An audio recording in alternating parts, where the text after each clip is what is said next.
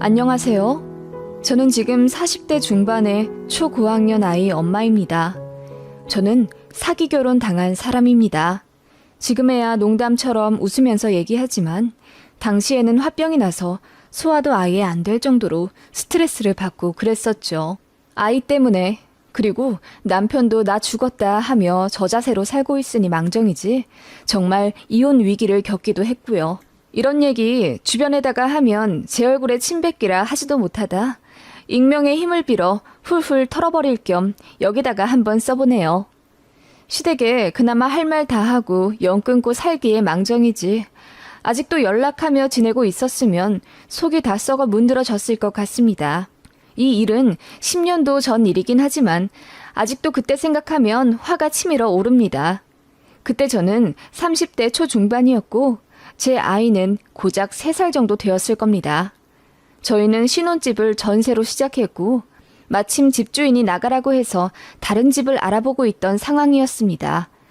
그쯤 저희 할머니가 돌아가셨고 그로 인해 재산 정리가 되면서 저희 아버지한테 5,000평 정도의 경기도 땅과 현금 12억 정도가 생기셨어요. 세금 계산 다 하고 부동산 제하고도 10억 정도가 현금으로 생기셨죠. 저희가 결혼할 때 저희 힘으로 알아서 살아보겠다고 양가에서 도움 안 받고 신혼집을 구했었는데 그 점을 저희 아버지가 짠하게 생각하셨습니다. 저는 참고로 장녀고 제 밑으로 남동생이 하나 있습니다. 저희 부모님은 저희한테 집을 해주고 싶다고 하셨는데 제 남동생은 장교라 관사에서 살기 때문에 돈이 필요 없다고 거절하더군요. 자기 해줄 돈으로 누나네 집 도와주라고 하는 착한 남동생이었죠. 참 받기 죄송스러웠지만 마침 저희 아이가 어린이집도 다녀야 했고 더 이상의 이사는 번거로워 원치 않게 되니 부모님 도움을 받게 되었습니다. 사실 결혼 준비하며 신혼집 구할 때 친정에서도 돈을 받고 싶지 않았던 이유 중 하나가 바로 시댁에서는 한 푼도 안 주겠다 미리 선언을 하셨기 때문입니다. 저는 시댁이 잘 사는 줄 알고 있었어요. 남편도 마찬가지였죠. 자기 집에 돈 좀 있다고 생각하던 사람입니다. 남편도 어찌 보면 속은 거죠. 현금 15억 이상 갖고 계신다고 하셨고 그걸 제가 그 집 인사 갔을 때 어머님이 직접 말씀을 해주신 거예요. 우리 집이 돈이 좀 많긴 하지만 니들 결혼할 때는 한 푼도 안 해줄 거다. 다 그렇게 시작하는 거야. 우리도 맨 땅에 헤딩으로 시작했어. 그렇게 악에 받쳐서 돈 벌고 모으고 하다 보니 이 정도로 살게 된 거지. 만약 처음부터 돈 쉬운 줄 알고 살았으면 펑펑 쓸 줄만 알고 모을 줄은 몰랐을 거다. 라고 하시며 저희 결혼하면 한 푼도 도와주지 않겠다 하셨어요. 그러면서 이런 말도 덧붙이셨죠. 그렇긴 하지만 도리는 제대로 해야 할 것이야. 우리가 갖고 있는 땅이랑 건물이랑 현금 그거 다 정리하면 얼마인지 아니? 거의 30억 이상은 될 텐데 우리가 죽으면 거기서 반은 너희한테 가는 거잖니. 그러니까 우리가 지금 한 푼도 안 보태준다고 삐져서 도리 안 할 생각 말고 돈보다 더 가치 있는 가르침을 받았다고 생각하며 시부모에게 잘하거라. 넌 현명하니까 내 말 무슨 뜻인지 알겠지? 라고 하시더군요. 솔직히 참 보통 아닌 예비 시어머니 자리라고 생각했어요. 나중에 유산 상속 받을 거 생각해서 잘하라는 말이 첫 인사 오는 예비 며느리한테 할 얘기는 아니라고 생각했거든요. 그치만 콩깍지가 뭔지 남편이랑 저는 너무너무 사랑한 사이였고 헤어진다는 걸 상상도 못할 정도로 서로에게 깊이 빠져 있었습니다. 그럴 만도 한 게 남편은 정말 자상했고 저밖에 모르는 순정남이었어요. 솔직히 말해서 시댁이 아예 돈이 없어서 저희가 도와드려야 하는 상황이 아니라면 최악은 아니기에 남편만 90% 이상 보고 결혼한 게 맞습니다. 그리고 시부모님이 벌써부터 돈 한 푼 안 주겠다 하시는 거 듣고 아예 기대도 안 한 결혼이고요. 진짜 솔직하게 말해서 이해는 안 갔습니다. 교육 차원이라고는 해도 사실 자식이 결혼에 독립한다는데 저는 어느 정도는 도와주고 싶을 것 같거든요. 저희 부모님도 사실 해주실 수 있는 선에서 5천만 원 정도라도 제게 도와주시려고 했고요. 그런데 시댁에서 반대하시더군요. 저희들끼리 알아서 살아야 돈 귀한 줄 알고 모은다고요. 그 말이 틀린 말은 아니지만 요즘 집값, 아니 10년 전이긴 하지만 그때도 집값이 억소리 날 정도로 비쌌잖아요. 예전처럼 착실히만 모은다고 내 집 마련할 수 있는 시대도 아니고요. 그렇긴 하지만 뭐 제가 불만을 제기할 수는 없었죠. 맡겨둔 돈도 아니고 그냥 시댁에서 안 내주신다는데 어쩔 수 없는 거죠. 그래서 친정에서도 아예 안 받고 시작한 거예요. 저희 친정에서는 오히려 불만이셨어요. 단돈 5천이라도 좀 보태줘서 애들 조금이라도 편하게 시작할 수 있도록 도와주고 싶은데 시댁에서 그것조차 말리니 말입니다. 그리고 기분이 나쁘다 하셨죠. 그건 본인들 마음이고 제 친정 부모님은 뜻이 다를 수 있는데 예의 없이 사돈네가 하는 행동을 제지한다고 생각을 하셔서요. 그래서 약간 트러블도 있었고 또 예물 예단 관련해서도 말이 조금 있었습니다. 그래도 어찌저찌 결혼 잘했고 저희끼리는 행복하게 알콩달콩 잘 살았어요. 저희 잘 사는 모습 보면서 친정 부모님은 그냥 참으셨던 거고요. 그런데 알고 보니 시댁에서 손을 내저어가며 사돈이 돈 해준다는 걸 말린 이유가 따로 있었습니다. 결혼하고 나서 시어머니가 이러시더군요. 우리는 돈 한 푼 안 해주는데 너희 친정에서 돈 해준다는 거 홀랑받으면 우리가 뭐가 되겠니? 돈이 없어서 안 주는 것도 아닌데 도대체가 우리 면이 안 서졌니? 그리고 돈 5천에 우리를 우습게 생각하겠지. 나는 그런 게 싫어서 아예 니들 양가로부터 하나도 안 받길 원했던 거다. 그리고 그게 현명한 거고. 라고 하시며 시댁 입장이 얼마나 중요한지 일장연설을 하셨습니다. 어머님은 그냥 자식보다 체면이 더 중요하신 분 같았어요. 그리고 저희가 스스로 자립하는 걸 보고 싶다 하시면서도 툭하면 저희한테 큰 돈을 요구하셨습니다. 땅 가진 거 세금 낼 시기가 됐는데 어차피 나중에 저희가 갖게 될 땅이니 저희더러 내라며 500만 원씩 요구하시고 한 번은 무슨 시어머니 친구분들이랑 여행 가는데 저희더러 100만 원만 내라고 하시더군요. 그래야 어머님 면이 선다면서요. 그때 저희 아이가 막 200일 되어가던 참이었고 이것저것 돈 들어갈 게 많은 시기라 제가 남편한테 우리 여유 없다. 낼 거면 당신 용돈에서 각출해서 내라고 했습니다. 그리고 남편은 학자금 대출을 다 해결하지 못한 채로 저와 결혼했습니다. 그게 1,500만 원 정도였는데 솔직히 그렇게 돈 많다고 자랑하는 집안이 장남 대학 등록금도 안 내주고 뭐 했나 싶더라고요. 남편은 그냥 당연하게 생각하더라고요. 부모님은 자기 성인 되고 난 이후부터 원래 용돈도 안 주고 등록금도 안 내줘서 자기가 가외 알바하면서 살았다고요. 그나마도 시간적 여유가 있어 가외를 많이 뛰던 1, 2학년에는 남편이 월 300만 원씩 벌었다고 하더라고요. 그런데 그걸 시부모님이 반씩 뚝 떼다 가져가셨다고 합니다. 키워준 값 운운하면서요.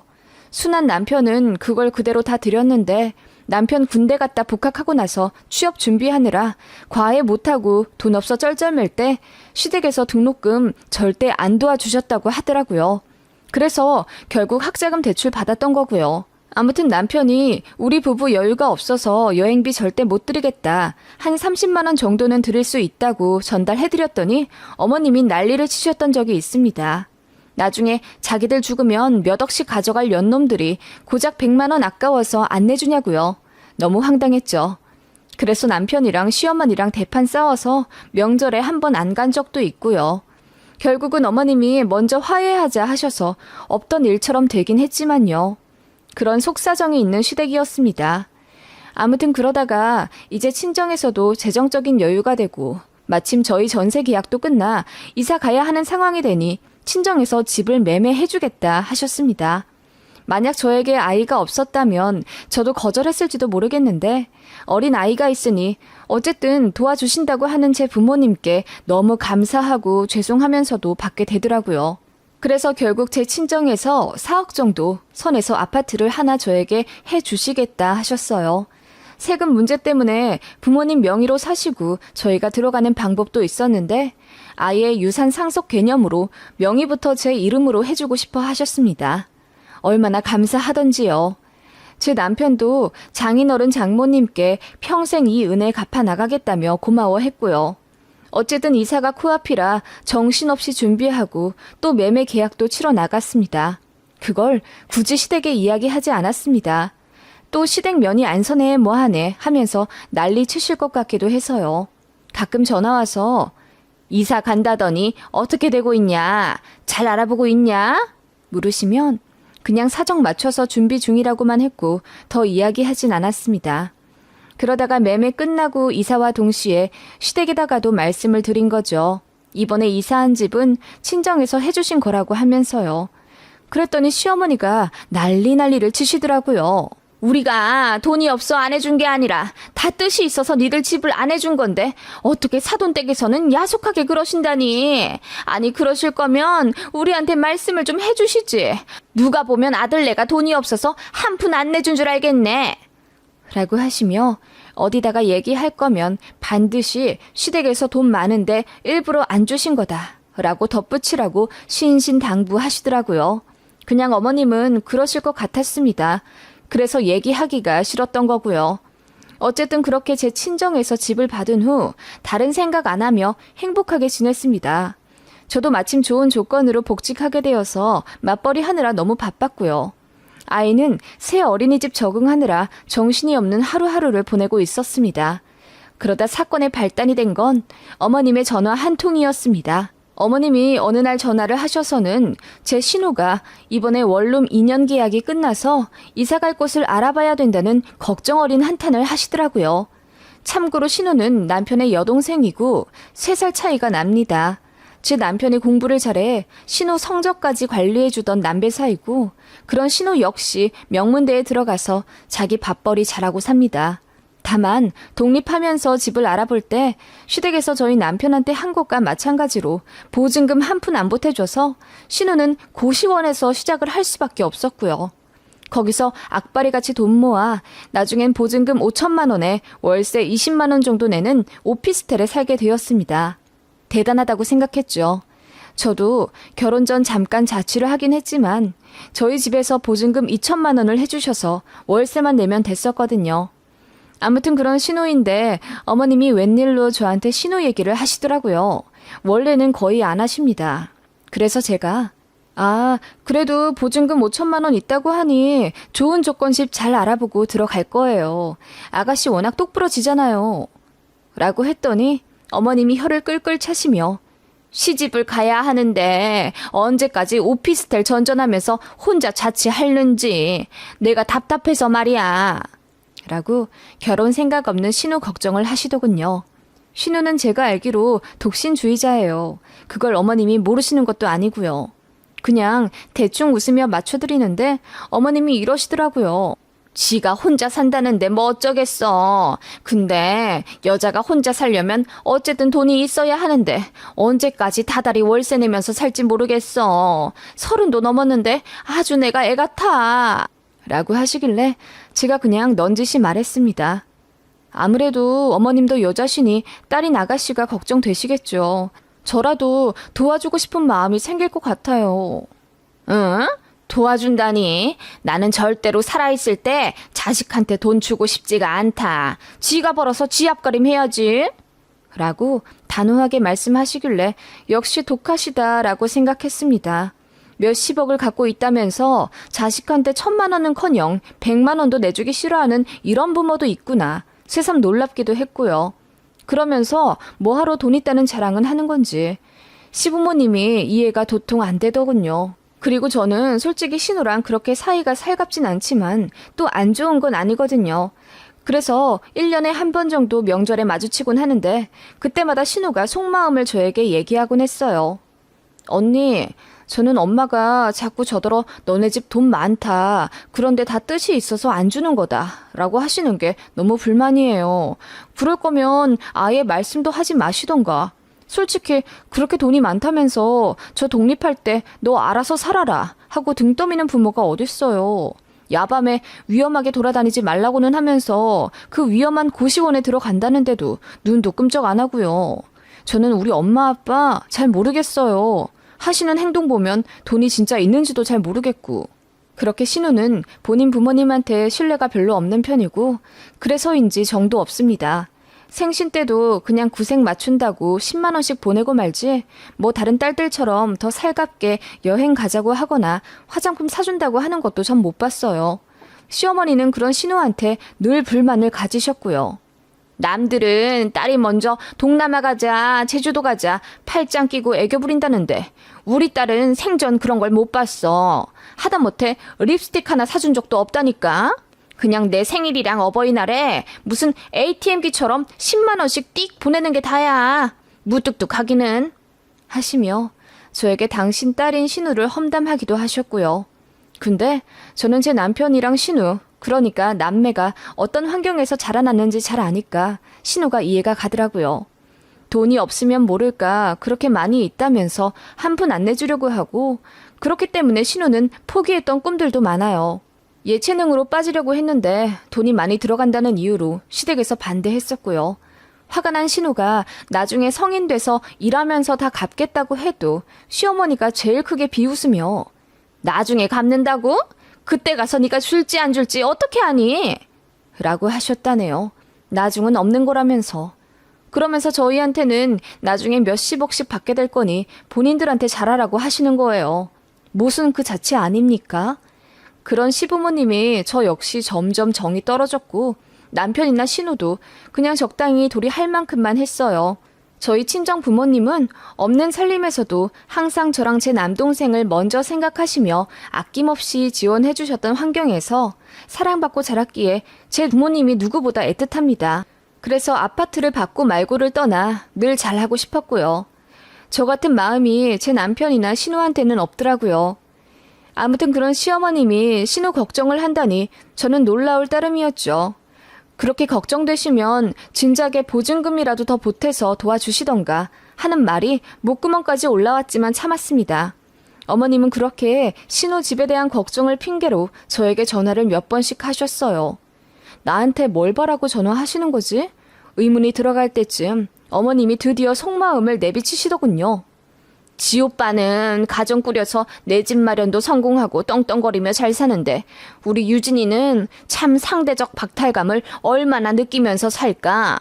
어머님, 근데 저희도 저희 친정 부모님 도움받고 집 장만한 거니까요. 요즘 젊은이들이 어디 집 매매하기가 쉽나요? 그리고 아가씨도 5천 정도면 많이 모은 편이죠. 이제 직급도 올라가고 월급도 오르는데 돈 금방 모을 거예요.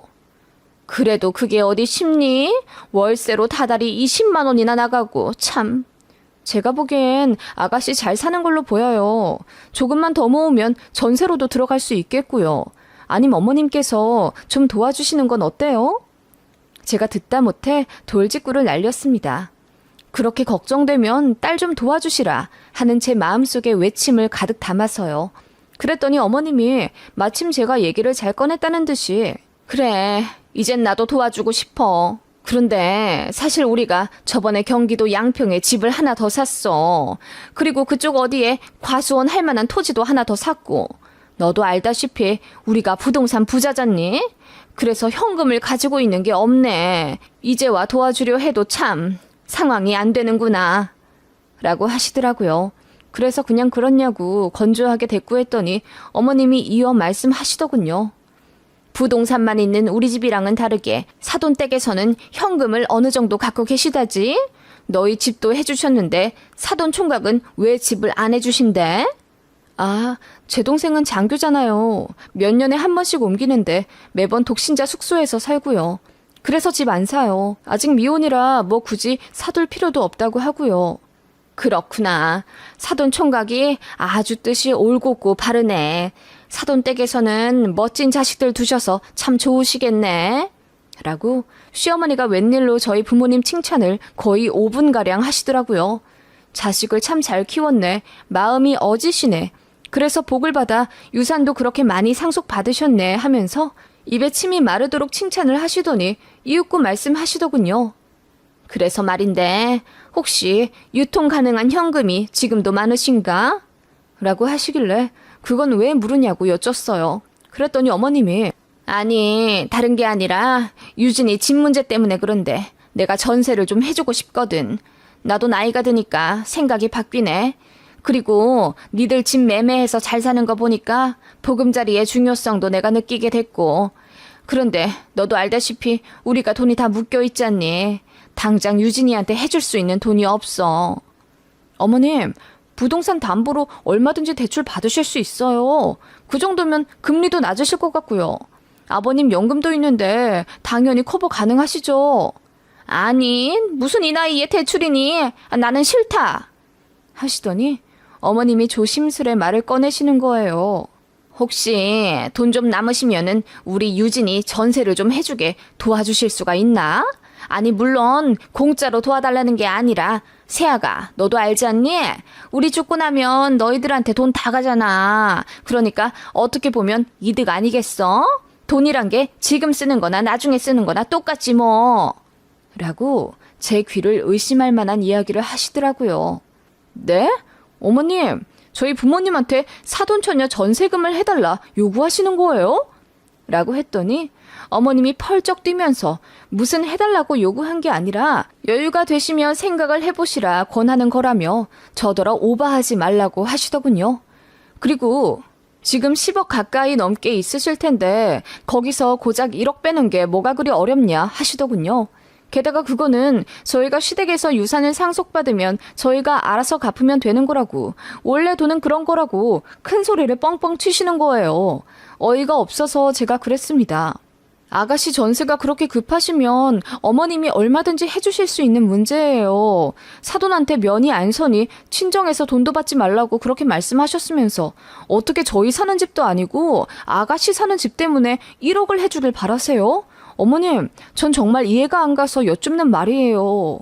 아니, 근데 네 동생은 장교라 집 없어도 된다고 치지만 네 신우는 보면서 딱히 마음이 안 아프디? 너희는 부모님한테 돈 받아 어엿하게 집장만 했지만 네 신우는 아직도 월세 내면서 산다. 아무리 네 동생이 아니라지만 그래도 네 남편의 여동생이면 너도 딱하게 생각을 해야지. 내가 사실 이런 얘기까지 꺼낸 거는 니들끼리 우애를 다지며 살아야 하는데 홀랑 지들끼리만 잘 먹고 잘 살려고 하는 게 괘씸해서 그런 거야. 라고 하시며 또 어머님은 뜻이 있어서 그런 얘기를 꺼낸 거라고 하시더라고요. 저더러 자극 좀 받았으면 하는 마음에요. 어이가 없어서 아무리 그래도 사돈댁에 융통될 돈이 있냐 없냐 물어보시냐고, 그건 좀 아닌 것 같다고 했더니 어머님이 완전 삐지시더라고요. 그런 말도 못하냐 하시며 전화를 바로 끊어버리시더군요. 저는 황당해서 바로 남편에게 알렸고요. 그 바람에 남편이랑 어머님이 또 한 번 엄청 크게 싸웠죠. 장인 장모님한테 아파트 받은 것도 염치가 없어 죽겠는데 무슨 자기 여동생 집까지 해달라 요구하냐면서요. 싸움이 커져서 신우까지 알게 됐고 급기야 진짜 집안 싸움이 벌어졌습니다.